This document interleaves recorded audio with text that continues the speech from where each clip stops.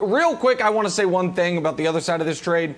Every GM in the league should look at what Dolphins GM Chris Grier did over the weekend with his 2 transactions. He turned the 3rd pick of the draft into the 6th pick, an extra 3rd rounder, and an extra 1st rounder after all his trades were done. It is just a absolutely blue book course in how to run a franchise. Great job by them. What it means for San Francisco, Brandon, is they are 100% picking a quarterback.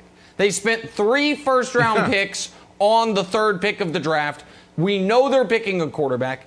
I don't think that 100% means Jimmy Garoppolo won't be the week 1 starter. I do think, Brandon, it nearly 100% means he won't be the week 17 starter.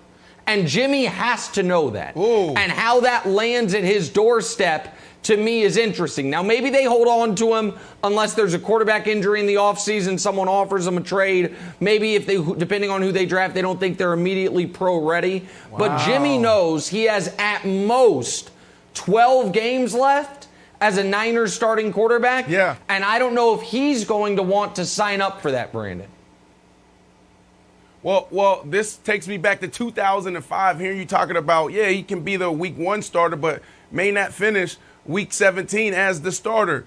So it takes me back to 2005, and I always talk about the Pittsburgh Steelers. I'm always looking for the 2005 Pittsburgh Steelers, a team that starts off kind of tough and not really hitting their stride, and then all of a sudden they hit it second half of the season, then they go off and they win the Super Bowl. So what happened that year? They played the Denver Broncos, and who was leading that team? Jake Plummer. You had Champ Bailey on that team. You had John Lynch. They went off, I think they finished that season 13-3, went to the AFC Championship game. The following year, what happened? Coach Mike Shanahan, who is helping his son Kyle Shanahan in San Francisco right now, don't get it twisted, this guy's still behind the scenes. They went and drafted Jay Cutler in the 1st round. And then what happened when we started the year? Jake Plummer, we're having a winning year. And then all of a sudden, halfway through a game, all you hear the crowd going crazy. Jay Cutler comes in and takes over for Jake Plummer, who was playing really good. He was playing decent. So I see that playing out the same way, Wilds, where Jimmy Garoppolo, he comes in, he'll probably play the 1st week, maybe even the 2nd week. And then all of a sudden, whether it's, Justin Fields or if it's Mac Jones, everybody's talking about Mac Jones, that guy's going to come in, he's going to play sometime this year. You're 100% right. You're 100% right. Here's what it's like. When you trade up this high to draft a quarterback, you are dying to play that quarterback. You know what it's like, Greg? You remember when you would buy sneakers, not online, you buy sneakers in the store? What was the best part about buying sneakers in the store? It's the only brand of clothing, only type of clothing you can just wear out of the store. You can't buy like, you know what? I want to wear this shirt out of the store. You buy the sneakers like, I'm going to wear them right now. I don't need to go anything else. I'm taking them out the store. I want to start my sneaker experience right now. Brandon is 100% right. The 49ers are going to draft a quarterback, and they're going to be dying. They're going to be dying to play them. So you're like, well, what are we going to do with Jimmy G? Bill Belichick's over there. Oh, you want a late-round pick? You're only going to start Jimmy G a few games. It's not going to be an Alex Smith situation. You're only going to start him for a few games. And Jimmy G has a no-trade clause. So just send him to New England, get some sort of draft pick back, and let the New England dynasty rise from the ashes like we all want to see. It's just, right now, I think it's just New England and San Francisco staring at each other, waiting to see, Greg, who's going to blink first, and I think it's going to be the 49ers. I would completely disagree at all with anything of what you're saying and what Brandon is saying, and it's because of the system that this quarterback that we're saying is going to be drafted by the San Francisco 49ers is going to be entering. They're not going to be asked to carry the load. Jimmy Garoppolo, at this stage in his career, is not even asked to carry the load. The year they went to the Super Bowl, we saw he didn't carry that team. It was Kyle Shanahan run first, scheme up guys to get them wide open and allow Jimmy Garoppolo to just be consistently okay. And I say okay, he was probably more than okay. He was more than okay, but he was well enough to where he didn't make the mistakes to cost him the game until he did. And so when I look at a rookie quarterback coming in, what better situation could he go to than a situation like San Francisco, where the head coach / offensive coordinator really wants to run the ball, really wants to focus on supporting everything that you bring and bringing you along slowly. That's a perfect scenario. I wouldn't be shocked if that's how it played out.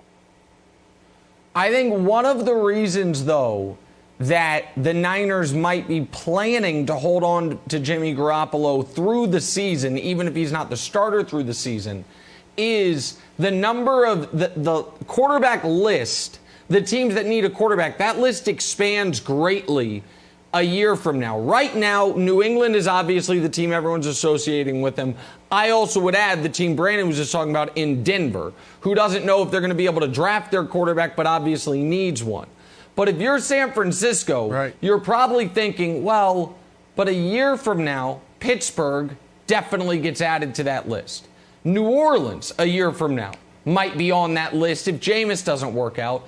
And our old divisional rivals, who knows, Seattle, a year from now, might be on that list.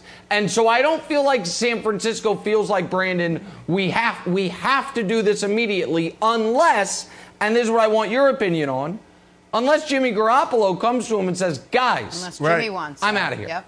I took you to a Super Bowl and you tried to sign Tom Brady, or you thought about signing Tom Brady. You've never given me your full vote of confidence, and now you're trading 3 first-round picks. You're that desperate to get my replacement.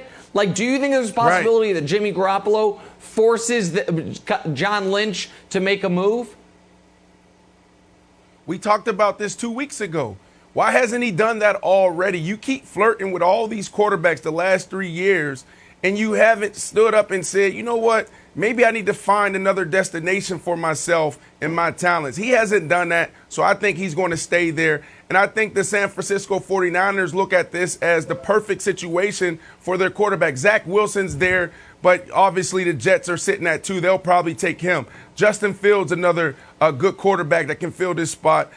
Perfect skill set for him. The dude ran a 4.43 40. He has an arm out of this world. Keeper right, keeper left, big pylon post, cold rids, seams down the middle. He can do it all. But they also like Mac Jones, and it seems like they're leaning there. So, look, Jenna, I think they're in a perfect situation, and I think they're going to play it the same way Coach Shanahan played it in Denver, where they knew they wanted to play him, and they just said, you know what, let's let a couple games go by, let him get his feet underneath him, and then we'll throw him out there and let him go do his thing. Thanks for watching. Subscribe here to get the latest from the show. Also, be sure to check out more of the best clips from First Things First, or go watch a few segments from our other shows on FS1.